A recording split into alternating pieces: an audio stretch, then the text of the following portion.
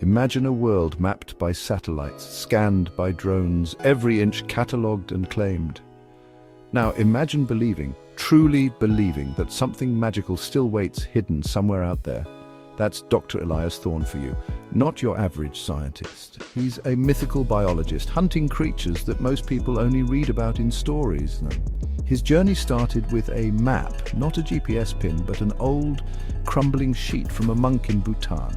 This wasn't your standard treasure hunt. This map was marked by sounds. The cry of a bird that weeps like a woman, the roar of a cat that bleeds light.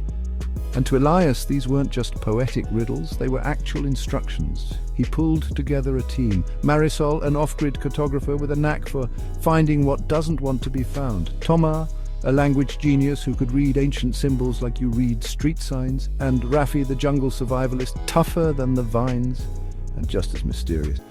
They flew into Iquitos, and from there the adventure really began. Local folks told them, whatever you do, don't follow the Iruma River, the eating water.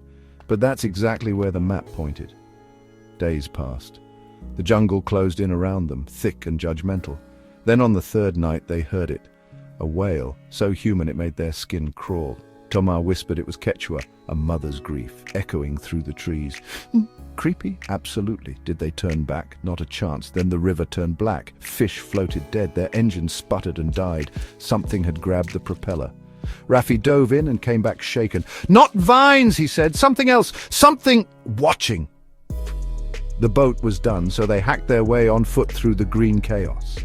They found bones, giant, unfamiliar bones. Metallic blue feathers scattered like confetti, petroglyphs of monstrous birds, wings sharp as knives. That night the jungle fell silent, and in the moonlight they saw a massive shadow glide overhead, and then the call, a piercing whistle, pure and cold. You don't forget a sound like that. Further in, they found a pool, a mirror, but not of the sky. It showed them things that shouldn't exist. Thomas had to be dragged away, mumbling about snakes with too many faces. But Elias, he touched the water, and a mark burned onto his palm, an eye. From then on, he could sense them, all of them. Finally, at the map's last mark, in a glowing glade, they met it. Or rather, them. Shapes shifting, bird, cat, shadow, human. It spoke, not out loud, but in their heads. We are echoes, it said, but you still listen. Elias promised, I'll be your voice.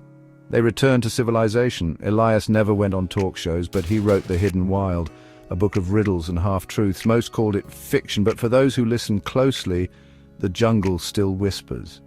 So if you ever find yourself in the Amazon and the wind is just right and the forest falls silent, listen, maybe you'll hear the cry of a bird that weeps like a woman, or the flutter of wings, far too large for any ordinary creature.